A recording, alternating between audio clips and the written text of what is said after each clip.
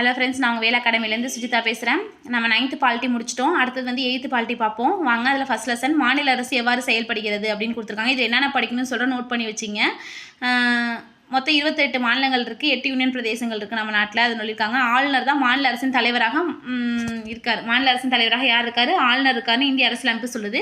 குடியரசுத் தலைவர் தான் இவரை நியமனம் பண்ணுறாரு. இதில் உள்ள ஒவ்வொரு பாயிண்ட்டும் முக்கியம், நோட் பண்ணி வச்சிங்க. மாநில நிர்வாகத்தின் தலைவராக அவர் உள்ளார். அவரோட பதவி வந்து 5 ஆண்டு காலம். ஓகேவா?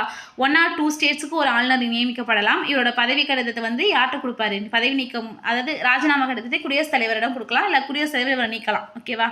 குடியரசுத் தலைவர் மாநில அரசை நியமிக்கும் போது யாரோட ஆலோசனை பெறணும் கொடுத்துருவாங்க பாருங்க.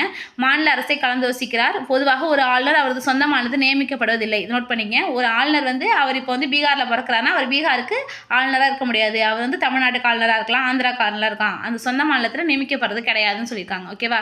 அதுக்கு அவர் வந்து இந்திய குடிமகனாக தகுதி கொடுத்துருவாங்க பாருங்க. இந்திய குடிமகனாக இருக்க வேண்டும், 35 வயது நிரம்பியவராக இருத்தல் வேண்டும், மேலும் பாராளுமன்றம் அல்லது சட்டமன்ற உறுப்பினராக இருத்தல் கூடாது, ஆதாயம் தரும் எந்த பதவியில் இருக்கக்கூடாது. அவரோட அதிகார பணிகள் கொடுத்துறாங்க. மாநிலத்தின் பேரளவு தலைவர். ஓகேவா? உண்மையான தலைவர் யாருன்னா முதலமைச்சர் தான் இருப்பாங்க. அதுக்கப்புறம் இவர் யார் யாரை நியமனம் செய்கிறார் பாருங்க. மாநில அரசின் தலைமை வழக்கறிஞர். இது ரொம்ப முக்கியம், நோட் பண்ணி வச்சிங்க. குடியரசுத் தலைவர் யார் நியமனம் பண்ணுறாரு, ஆளுநர் யார் நியமனம் பண்ணுறாரு, கிளியர் கட்டாக வந்து எழுதி வச்சிங்க. அப்போ தான் உங்களுக்கு வந்து இதாக இருக்கும். எல்லாமே ஒரே மாதிரி வந்து கடைசியில் கொஸ்டின் வந்து குழப்பம். அதனால் நல்லா நோட் பண்ணி வச்சிங்க. யார் யார் நியமனம் பண்ணுறாரு பாருங்க. மாநில அரசின் தலைமை வழக்கறிஞர், மாநில அரசு பணியாளர் தேர்வாணையத்தின் தலைவர் மற்றும் உறுப்பினர்களை நியமனம் செய்வதோடு சில இதர பணிகளை நியமனம் செய்கிறார் அப்படின்னு கொடுத்துருக்காங்க. குடியரசுத் தலைவர் ஆட்சி, அதாவது மாநிலத்தில் அவசர நிலை வந்துச்சுன்னா ஆர்டிகல் 356 படி அவர் ஆழ்வார். யார்? குடியரசுத் தலைவர் பேரில் ஆளுநர் ஆழ்வார். ஓகேவா? மாநிலத்தில் உள்ள பல்கலைக்கழகங்கள் வேந்தராக யார் இருக்காங்க? எல்லாமே துணைவேந்தர் தான் சொல்லுவாங்க. வேந்தராக இருக்கிறது வந்து ஆளுநர் தான் இருப்பாங்க. ஓகேவா? சட்டமன்றத்துக்கு கூட்டவும் அதை கலைக்கும் அதிகாரம் இருக்குது. அதுக்கு தலைமை தாங்கிறது இவர் தான். ஓகேவா? அவசர சட்டத்தை பிரிவிக்க அதிகாரம் உண்டு.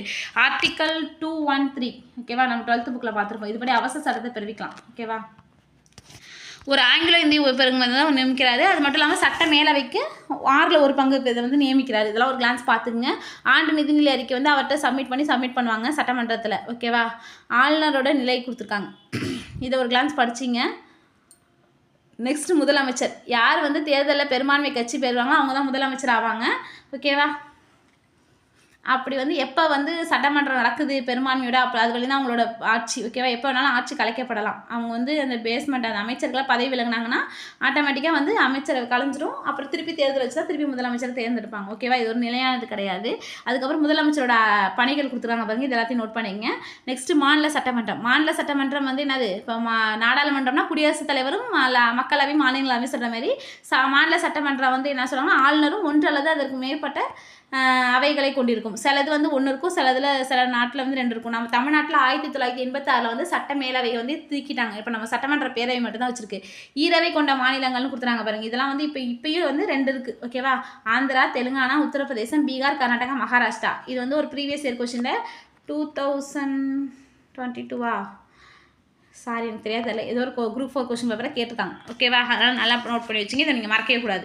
ஓகேவா? சட்டமன்ற மேலவைக்கு என்னென்ன இருக்கணும், யார் யார் தேர்ந்தெடுத்துக்கிறாங்கன்னு பாருங்கள். 3ல் 1 பங்கு உறுப்பினர்கள் மாவட்ட பஞ்சாயத்து மற்றும் நகராட்சி உறுப்பினர்களால் தேர்ந்தெடுக்கப்படுகிறார்கள். மேலும் 3ல் 1 பங்கு உறுப்பினர்கள் சட்டமன்ற உறுப்பினர்களால் தேர்ந்தெடுக்கப்படுகிறார்கள். 12ல் 1 பங்கு உறுப்பினர்கள் பட்டதாரிகளால் தேர்ந்தெடுக்கப்படுகின்றனர்.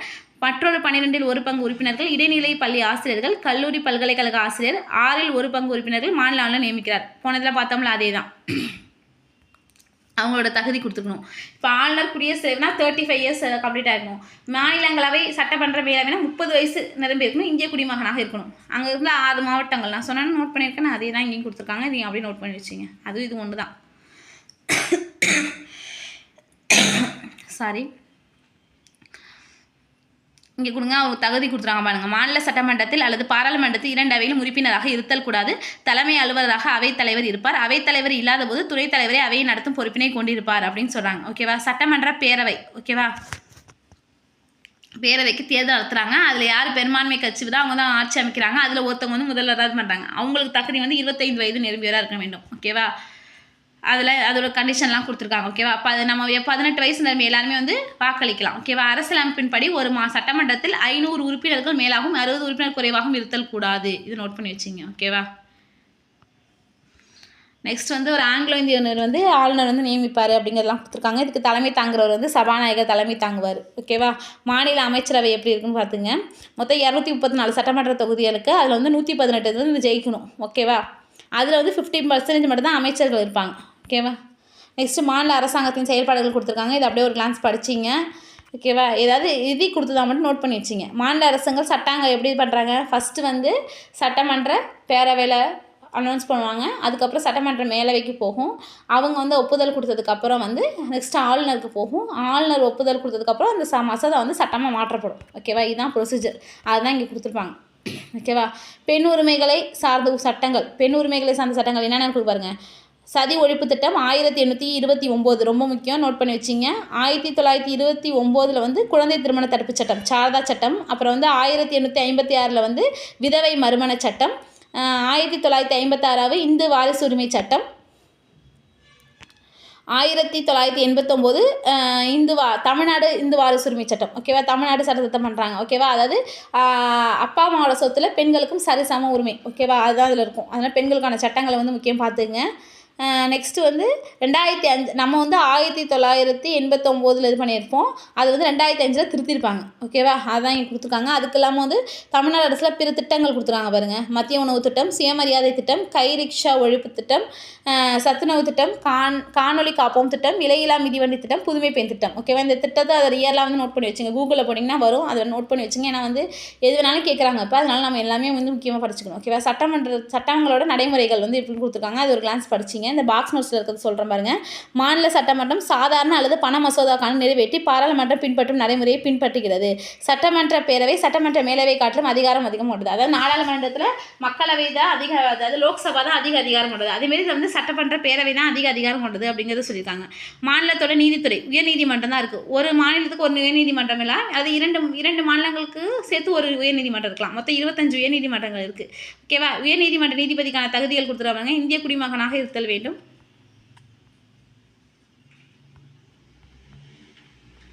இந்திய குடிமகனாக இருத்தல் வேண்டும். 1 அல்லது அதற்கு மேற்பட்ட உயர்நீதிமன்றங்கள் வழக்கறிஞராக குறைந்தபட்சம் 10 ஆண்டுகள் அனுபவம் பெற்றிருக்க வேண்டும். நீதிமன்ற ஓய்வு வயது வந்து 62 வயசு வரை பதவியில் இருப்பாங்க. அதே உச்சநீதிமன்றம்னா 65 வயசு வரை பதவியில் இருப்பாங்க. ரெண்டுக்குள்ள டிஃப்ரென்ஸ் பார்த்துங்க. உயர்நீதிமன்றம்னா 62 வயசு வரையும் தான். ஓகேவா? அவங்களோட பணிகள் கொடுத்துருக்காங்க. இது அப்படியே ஒரு கிளான்ஸ் படிச்சிங்க. சட்டங்கள்னா என்ன, திட்டங்கள்னா என்னன்னு கொடுத்துறாங்க பாருங்கள். இது ஒரு கிளான்ஸ் பார்த்துங்க. ஓகேவா? அது ரொம்ப முக்கியம் இல்லை. சட்டங்கள் திட்டங்களுக்கு என்ன டிஃப்ரென்ஸ் மட்டும் கொடுத்துறாங்க பார்த்துங்க. அவ்வளோதான் இந்த லெசன் முடிஞ்சிச்சு. நெக்ஸ்ட் அடுத்த லெசன் பார்ப்போம். ஓகேவா? தேங்க்யூ.